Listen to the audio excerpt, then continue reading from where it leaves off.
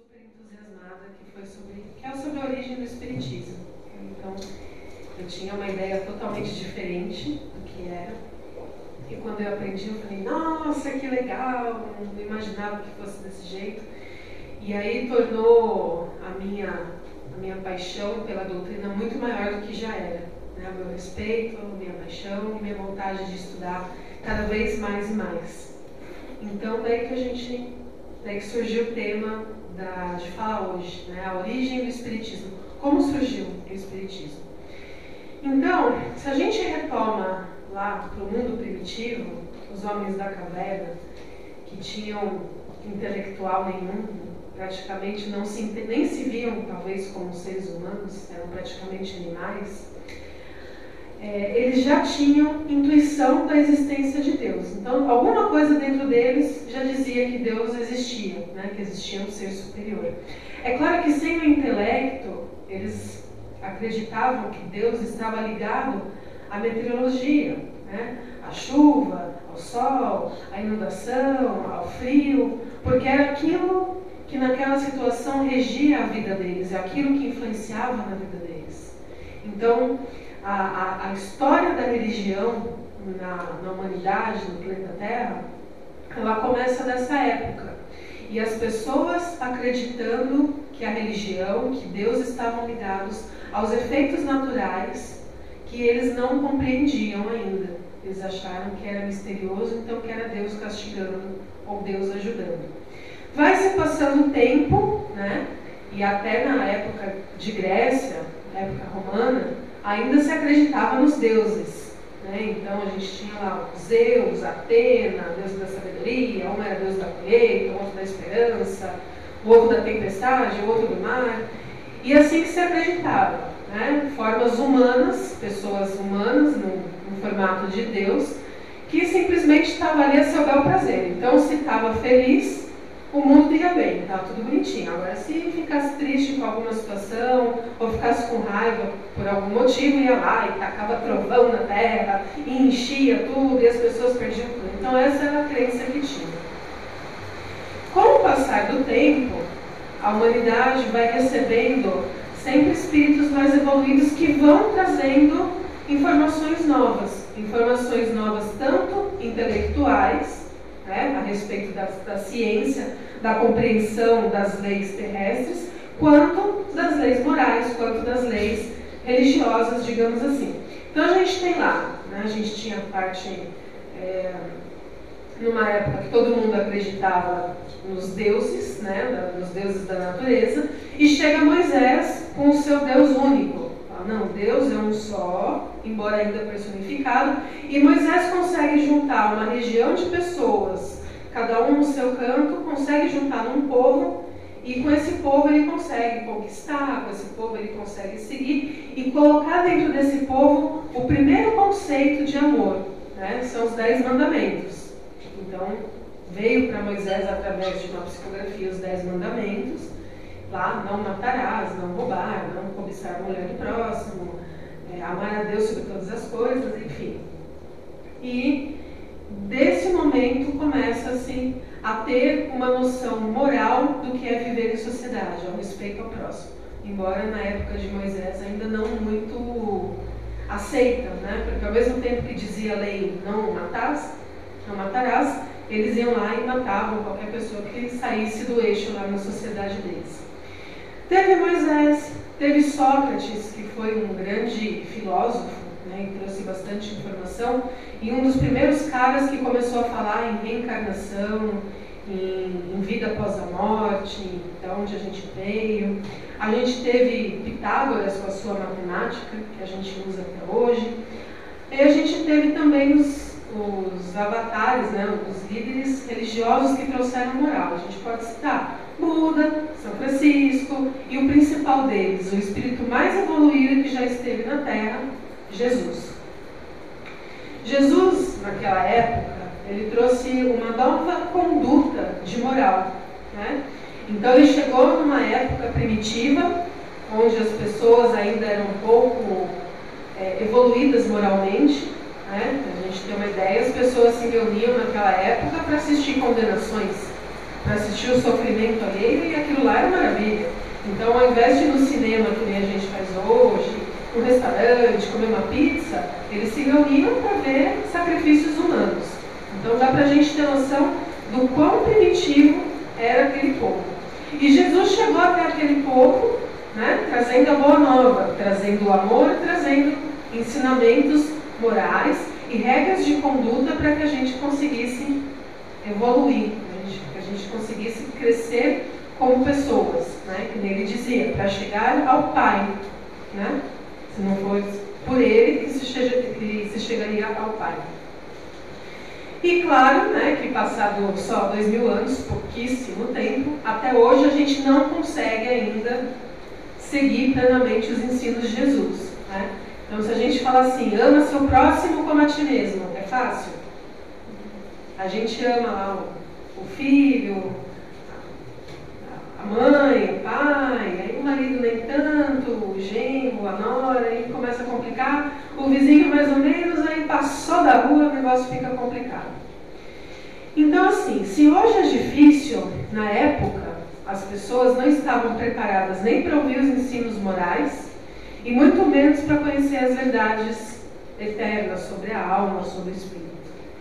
Então, na época, Jesus já prometeu um consolador para o futuro. Se a gente pegar na Bíblia, João, no Evangelho de João, capítulo 14, diz assim: se me amais, guardai os meus mandamentos, e eu rogarei ao Pai, e ele vos dará outro consolador, para que fique eternamente convosco, o Espírito da verdade, a quem o mundo não pode receber, porque não o vê, nem o conhece. Mas vós o conhecereis, porque ele ficará convosco e estará em vós. Mas o Consolador, que é o Espírito Santo, a quem o Pai enviará em meu nome, vos ensinará todas as coisas e vos fará lembrar tudo o que vos tenho dito. Então Jesus dizia assim: vocês ainda não estão preparados para entender tudo o que eu digo. Alguns estão, outros não. A parábola, para a maioria das pessoas, são simplesmente histórias que eu conto e que falam, poxa, legal, uma história, mas não entende a essência, né? E Jesus dizia que futuramente, numa determinada época, ia aparecer o Espírito da Verdade, ou o Consolador prometido, que ia trazer as verdades do mundo e que ia relembrar os ensinos que ele deu naquela época. Passou-se o tempo, né? Jesus morreu, o cristianismo passou a ser a religião oficial de Roma, Roma caiu, a igreja cresceu e entramos na Idade Média, a Idade das Trevas, onde Jesus, de amor e caridade, acabou sendo instrumento de ódio, perseguições e castigos, tudo feito em nome de Jesus, né? Pessoas foram queimadas, instituições não existiam mais, conhecimento praticamente teve que acabar. Então foi uma idade muito negra, onde a religião dominou quase 1000 anos o mundo.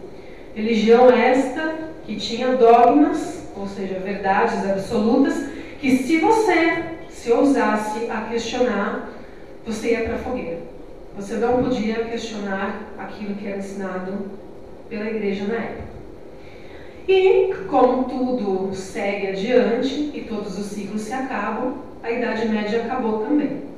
E é nesse ponto, lá no século XIX, que a gente se encontra. Século XIX é ano de 1800 e pouquinho, nessa época. Acabando a Idade Média, as pessoas se sentiram livres. E a maioria delas passou a não acreditar mais em Deus. Depois de tanto sofrimento causado em nome de Jesus, que na verdade eram sofrimentos causados pelos homens e pelos interesses dos homens da época, as pessoas se tornaram materialistas. A maioria delas começaram a seguir o materialismo. Então, simplesmente assim, Deus não existe, isso é uma mentira, a vida é um acaso. Eu nasci por acaso, eu vou crescer, eu vou desenvolver, eu vou viver, eu vou morrer e morrendo acabou. Ponto final. Então, se acabou, eu posso fazer o que eu quiser. E aí a sociedade se torna uma sociedade extremamente libertina, onde cada um faz o que quer, acaba-se a moral, acaba-se a conduta, porque se você morrer, acabou, para que você vai se preocupar em se tornar uma pessoa melhor? Nesta época, né, quando tudo parecia perdido, né, do outro extremo do que era a Idade Média, então a gente estava lá super religião, de repente super materialismo, não tinha mais meio termo. No mundo inteiro, em várias localidades, começaram a acontecer fenômenos paranormais. Então começaram a acontecer manifestações mediúnicas. E a mais famosa delas, que todo mundo comenta, que a gente diz que foi o início do espiritismo, aconteceu numa cidadezinha chamada Harrisville, nos Estados Unidos. Então nessa cidadezinha morava uma família, que era a família Fox. Eles moravam numa cabana bem simplesinha. Em determinado momento, essas pessoas dentro dessa cabana começaram a ser incomodadas à noite por barulhos, por pancadas, que eles não sabiam de onde vinha, se vinha do chão, se vinha do teto, e não descobriram nenhuma causa material. Passado algum tempo, e cansadas de não conseguir dormir por causa do barulho, as filhas desse casal, elas resolvem fazer uma investigação. E elas falam assim, bom, vamos fazer o seguinte, vamos ver o que é isso aí. Vamos fazer perguntas e a gente fala para isso, para essa coisa que está dentro dessa casa, que se a resposta for sim, ela dá uma batida, e se for não, dá 2 batidas. E elas começam a fazer isso e elas descobrem que ali existe uma pessoa, uma entidade. Aprimorando um pouco a técnica delas, elas começam a usar o alfabeto. Então, qual que era a ideia? Uma das irmãs ia falando o alfabeto A, B, C, D, e a hora que a entidade queria a letra, ela dava uma pancada. E elas começaram a escrever, e dentro disso, elas descobriram que aquela entidade que perturbava o sono delas há tanto tempo era um mascate, era um vendedor de porta em porta, que ele foi assassinado pelo ex-morador daquela casa. E com isso, né, a pessoa disse o nome, enfim, e aí começou a ficar famoso esse processo de comunicação. Então as pessoas daquela cidadezinha todas se reuniam na casinha, no casebre deles, para ver manifestação acontecendo. Rapidamente, essas informações sobre esse tipo de manifestação chegam na Europa da época. E aí vira a maior febre. Então virou lá a maior febre de sexta-feira à noite, né? Acabou virando as mesas girantes. Então as famílias e as pessoas se reuniam em locais para ver a mesa mexer sozinha. Então eles faziam perguntas para a mesa e aí marcava se o pé da mesa batia uma vez era sim, se o pé da mesa batia 2 vezes era não. E aí faziam as perguntas mais fúteis possíveis. Ah, eu vou casar com fulano, fulano me ama, eu vou ter um filho, 2 filhos, 3 filhos. E aquilo era a diversão da época. Nesse contexto de Paris, onde as mesas girantes estavam assim no auge do sucesso, se pagava para assistir um evento desse, os nobres da cidade, era o maior glamour poder participar de um evento desse, a gente encontra a pessoa de Hippolyte Léon Denisard Rivali. Era um pedagogo francês, estudado lá com Pestalozzi, um cara cientista, um cara que escreveu livros, era professor de matemática e estudioso de todas as ciências, né? Hoje, a gente tem lá o cientista, então tem o médico cientista que estuda a zika, a gente tem o médico, o cientista físico que estuda o universo. Naquela época, o cientista estudava de tudo um pouco, e Rivali era uma dessas pessoas, um cientista nato, ligado ao materialismo e na crença do materialismo, que a vida era um acaso. Ele era um cientista, digamos até que ateu. E num determinado momento, um amigo muito querido dele convida ele para participar de uma dessas sessões de mesa girante. E aí, no primeiro momento, ele fala assim: eu participar disso? Não, isso aí é uma palhaçada, não quero participar disso de jeito nenhum. E aí o amigo dele acaba convencendo e ele vai uma vez. Ele chega lá e fala, isso é um tipo de magnetismo, isso é uma fraude. E ele chega, ele tenta analisar toda aquela situação, não consegue. E aí ele volta na outra semana e volta na outra. Ele fala, bom, agora eu quero participar dessa brincadeira também. E aí ele começa a fazer perguntas para a mesa. E aí ele tem a ideia também de usar o alfabeto, né? Então ele fazia perguntas complexas e recebia respostas complexas.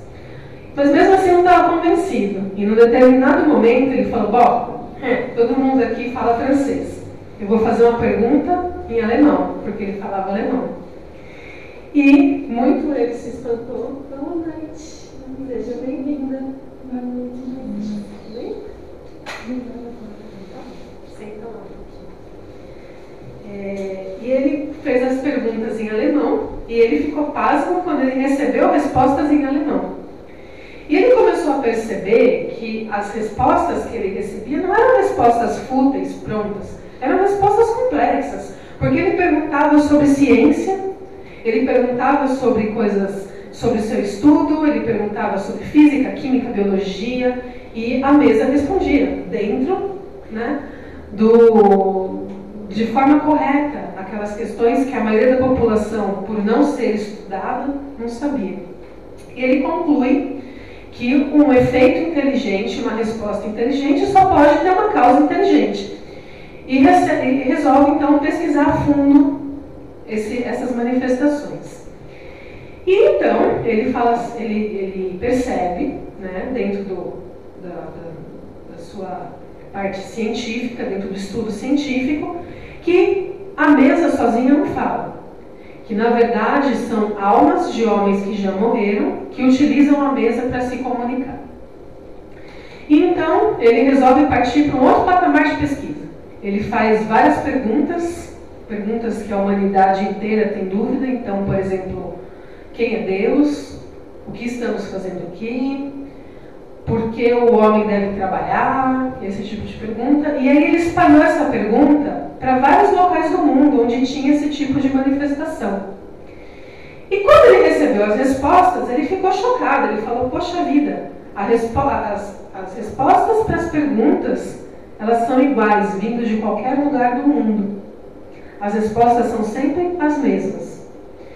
E aí ele decide pegar todas essas perguntas que ele fez, todas as respostas, e fazer um trabalho de compilação, ou seja, ele fez um resumo. E aí, desse resumo que ele fez, em 1857, ele lança o Livro dos Espíritos, sob o pseudônimo de Allan Kardec, para que não confundisse a personalidade dele como professor e escritor pedagogo com este trabalho novo que ele estava fazendo dentro dessa nova ciência que estudava a relação entre os vivos e os mortos. E Allan Kardec, na introdução do Livro dos Espíritos, disse assim: esta ciência é uma ciência nova, e para dar nome a algo novo, a gente precisa de uma palavra nova. E daí que veio a palavra Espiritismo, criada por Allan Kardec.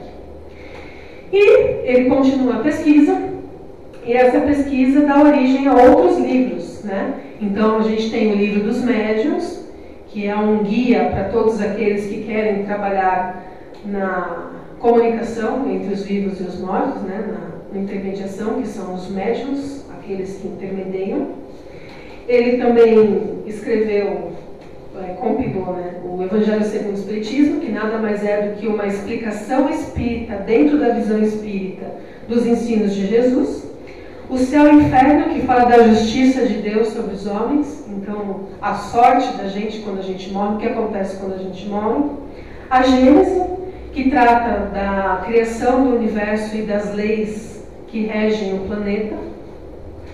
E além desses, que são os principais, ele também escreveu o que é o Espiritismo, que é um debate sobre o Espiritismo que ele faz com o ateu, com o padre, e ali vai tendo uma discussão, um diálogo, onde vai destrinchando o que é o Espiritismo, as obras póstumas, que são trabalhos não publicados em vida, e também a Revista Espírita e outros estudos diversos. Então, Allan Kardec, ele não criou o Espiritismo.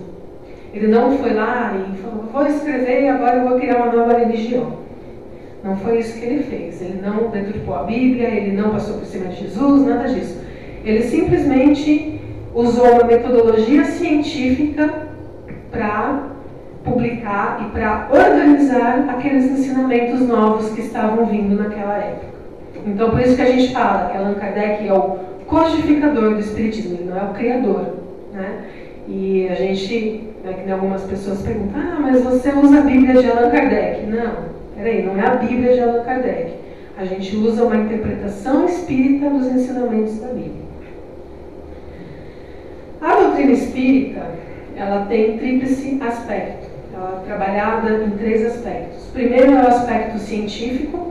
Então, até da criação da doutrina espírita, da compilação dela, é o aspecto científico, porque ela foi feita com base em metodologia científica e também porque ela fala bastante sobre as leis que regem o planeta.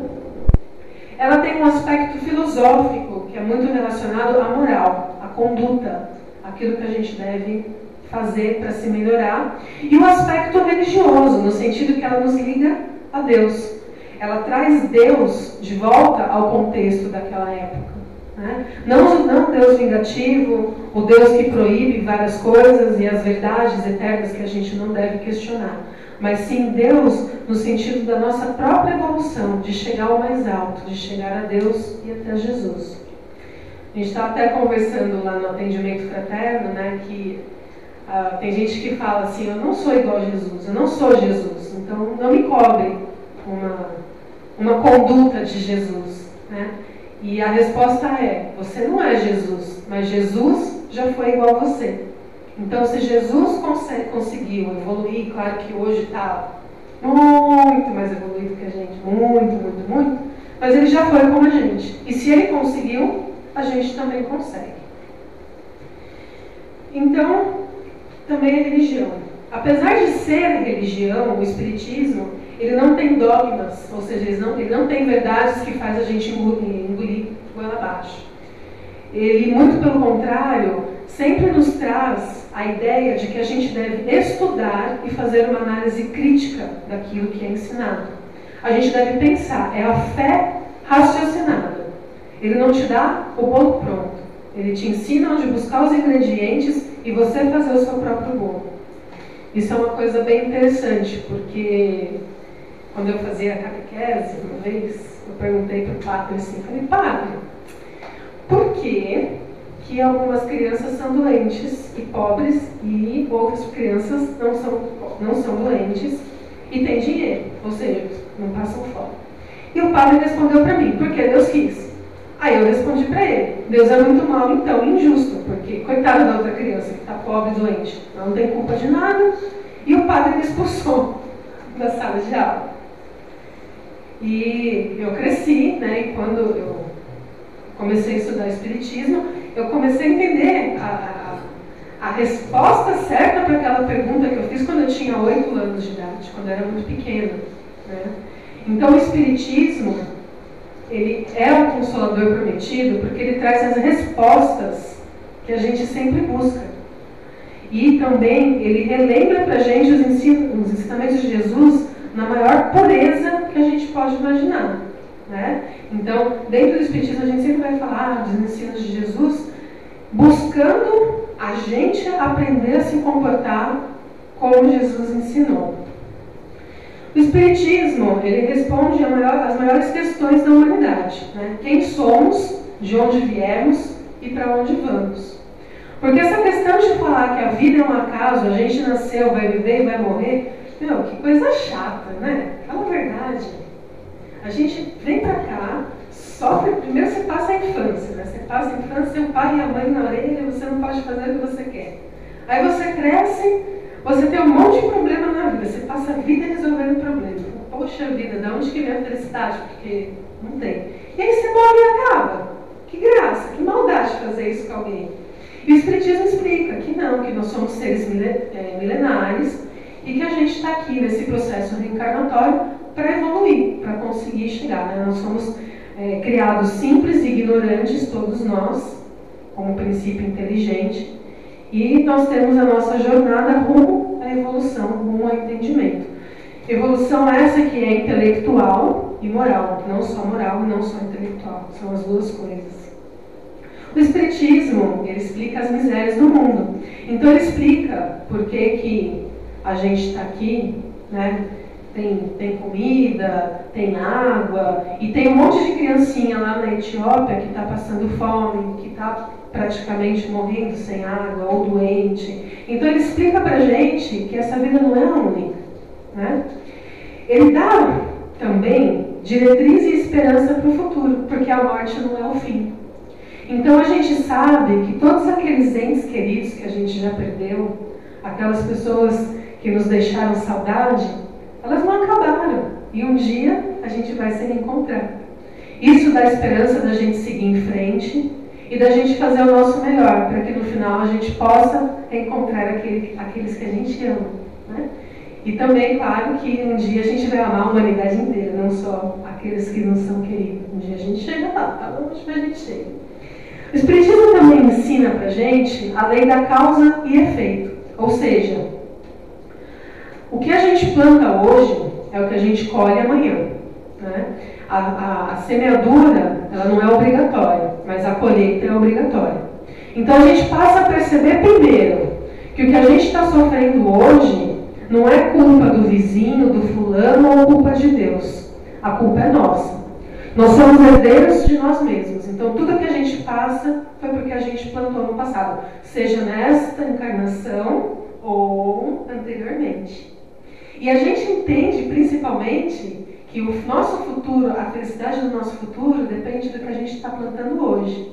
Então dá motivação para que a gente faça um plantio melhorzinho, para que a gente plante amor, caridade, afeto para as pessoas, para que lá na frente a gente possa um dia, né, ter uma vida, uma encarnação sem doença, sem problema, sem atribulação.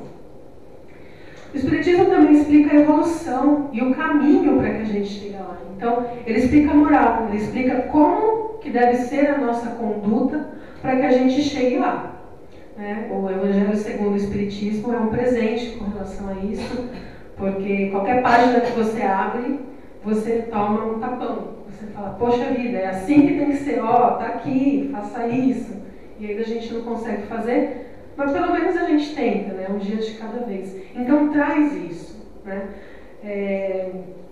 Você tendo a noção de que a vida não é só essa, que teve antes e vai ter depois, ela te dá a diretriz para que você se torne uma pessoa melhor. Né? Eu lembro que, numa época da minha vida que eu sofria pra caramba com alguns problemas, eu falava assim, olha só, se eu morrer e chegar num lugar e todo mundo estiver no mesmo lugar ou não tiver nada, eu vou brigar com Deus. Eu vou falar, Deus, deixa eu voltar, porque eu quero viver de novo só pra ter aquela vida assim, que, sabe, sem problema, sem preocupação, só para me divertir. Eu venho a passeio, porque nessa aqui eu estou levando a sério e estou só tomando pancada. Então você entende essas coisas, você entende que não foi o começo e não é o fim. E isso dá força para a gente superar os nossos sofrimentos, as nossas provações, aquilo que a gente passa, aquilo que acontece na nossa vida, seja na questão de sentimento, seja na questão financeira, seja na questão de família, enfim. Dá o entendimento para a gente. Uma coisa interessante do Espiritismo é que ele ensina a gente a não criticar outras opiniões. Né? O Allan Kardec, na sua codificação, e os espíritos que escreveram com ele, sempre foram muito claros. Não julguem o próximo. Né? Cada um de nós está no seu melhor momento, na sua melhor encarnação, no seu melhor dia, no seu melhor hora. Então respeita o tempo do outro, respeita a opinião do outro, porque provavelmente um dia você já foi que nem ele. Né? E Allan Kardec, no livro no Evangelho segundo o Espiritismo, tem uma passagem que fala sobre o bom espírito. E lá não fala que o bom espírito é aquele que lê 20 livros por mês, que estuda e que sabe de cor e salteado as questões do livro dos espíritos. Ele diz que o bom espírita é aquele que se esforça para melhorar a cada dia e mostra isso nos seus atos e não em manifestações exteriores. Então, onde está o nosso tesouro? É o coração. Dentro de nós, que está o nosso tesouro, e dentro de nós é que está aquilo que a gente se esforça para ser. Então, muitas vezes a gente fala assim, poxa, eu fico triste, eu conheço os ensinos de Jesus. Eu sei que eu tenho que perdoar, eu sei que eu não posso julgar, eu sei um monte de coisa, mas eu não consigo fazer. Aí eu fico mó triste comigo mesma. Eu falo, poxa vida, caramba, né? Você nunca vai aprender, Ana? Aí depois eu paro e penso, mas eu estou tentando. Estou melhor do que, né, se não estivesse tentando. Então é um dia de cada vez. É claro que tudo é um processo lento, você não vai chegar na evolução, a gente não vai chegar no nível de Jesus numa encarnação, num dia ou numa hora. Mas a gente tem que tentar, né? E o ensinamento do Allan Kardec, que acho que ele fechou o Espiritismo, é fora da caridade não há salvação. Ele não falou assim, olha gente, fora do Espiritismo não há salvação, se você não for espírita, se você não acreditar na vida após a morte, você morreu, você vai para o vinagre. Ele não disse nada disso, né? Ele diz que fora da caridade não há salvação. Então independe da religião, independe da sua crença, independe de quem você é. Importante é a sua conduta, a sua moral e o quanto você faz para ajudar o próximo. Isso é um ponto interessante, né? Porque a gente via na época lá da Idade Média as indulgências. Então, quantas pessoas pagavam para que quando morressem fossem para o céu? Era pago. Não, beleza, eu faço um monte de coisa errada, vou lá, pago e estou livre, estou salvo, né? E a gente acaba vendo aqui que não. Somos herdeiros de nós mesmos. A mudança e a melhoria está dentro de nós, não está dentro do fulano, do beltrano, de nenhuma religião. A maioria de vocês não está em mim que estou aqui na frente falando, né? Até porque meu ouvidinho está mais pertinho da minha boca, então eu sou a primeira a ouvir o que eu falo e a primeira que deve prestar atenção. E também Allan Kardec ele deixou um ponto, que a doutrina ela não é imutável. Allan Kardec não falou, eu sou o cara, eu vim aqui, eu fiz e vocês vão ter que seguir. Ele diz assim na Gênese, que conforme a humanidade for evoluindo e chegando a novas ideias, a novos conceitos e conhecendo mais das leis, essas leis devem sim ser incorporadas ao Espiritismo. Então o Espiritismo é uma doutrina que ela vai estar sempre em evolução com a humanidade. Não é algo fixo que vai ser assim porque ele escreveu o ponto final. E para finalizar, a gente sabe que dentro do Espiritismo, se a gente for numa feira de livro espírita, você vai ver tanto livro que você não vai conseguir ler na sua vida inteira, mesmo se você ler um por dia. Tem muito conhecimento, tem muita coisa para a gente aprender. Só que isso não é o mais importante, né? É claro que aprender é legal, é muito bacana. Quando começarem os cursos aqui, quem quiser fazer vai ver o quanto a gente aprende, o quanto a gente evolui, o quanto conhecer Espiritismo muda a nossa vida, né? A gente nunca vai ser a mesma pessoa depois de conhecer um pouco da doutrina, um pouquinho que seja, né? Conforme mais a fundo você vai na doutrina, mais você vai se mudando como pessoa. Mas não é o conhecimento que importa, não é vir aqui na frente e falar sobre a doutrina, falar sobre Paulo de Tarso, igual eu falei semana passada, ou falar de qualquer coisa. O importante é a reforma íntima.